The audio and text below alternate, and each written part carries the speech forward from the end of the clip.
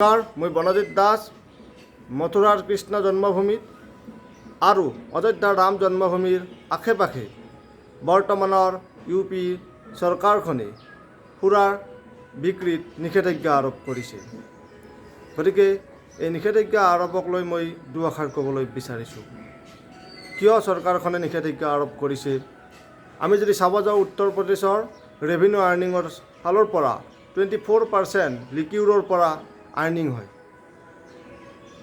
যিহেতু ৰাজ্যখনৰ প্ৰায় 1/4 যদি আমি চাব যাওঁ ইনকাম লিকিউৰৰ পৰা হয়, তথাপিও চৰকাৰখনে মথুৰাৰ কৃষ্ণ জন্মভূমিত আৰু অযোধ্যাৰ ৰাম জন্মভূমিৰ আশে পাশে কিয় লিকিউৰ বেন কৰিব বিচাৰিছে?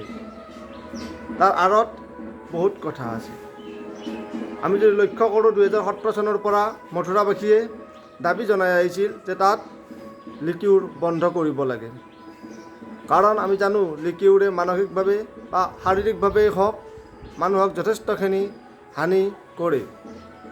গতিকে এটা হানিকাৰক দ্ৰব্য হিচাপত মানুহৰ যিখিনি লছ হৈছে আজিলৈকে, তাৰ প্ৰতি লক্ষ্য ৰাখি চৰকাৰখনে যিটো ষ্টেপ লৈছে বা এক ধাৰ্মিক স্থল বা আমাৰ কালচাৰেল হেৰিটেজ ছাইট হিচাপে চৰকাৰখনে যিটো পদক্ষেপ লৈছে, এই পদক্ষেপটো এক প্ৰশংসনীয় পদক্ষেপ, গ্ৰেট ডিচিশ্যন বুলি ক'ব লাগিব।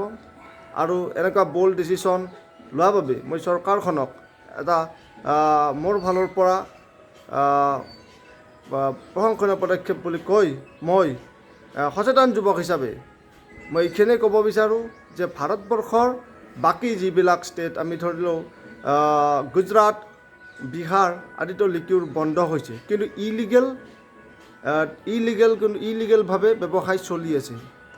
আৰু মই আশা কৰোঁ মথুৰাবাসী লগতে আৰু অযোধ্যাবাসীৰ লগতে সমগ্ৰ ভাৰতবৰ্ষত লিকিউৰটো বেন হওক আৰু লিকিউৰৰ লগতে টবেকো, চিগাৰেট, স্মকিং এইবিলাকো যাতে বন্ধ হওক, তাৰ প্ৰতি চৰকাৰখনে লক্ষ্য কৰিব লাগে।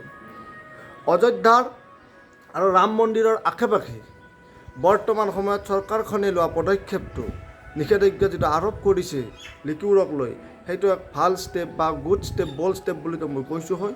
কিন্তু তাৰ লগতে গুটখা, চিগাৰেট এইবিলাকো বন্ধ কৰাব লাগে। যদি আমাৰ সমাজখনক আমি সুস্থিৰ কৰিব লাগে, যদি সমাজখনক আমি ভালদৰে আগুৱাই লৈ যাব লাগে, তেতিয়াহ'লে এই মাদক দ্ৰব্যৰ পৰা আমি সকলোৱে বিৰত থকাটো উচিত বুলি মই ভাবোঁ এজন সচেতন যুৱক হিচাপে। ধন্যবাদ।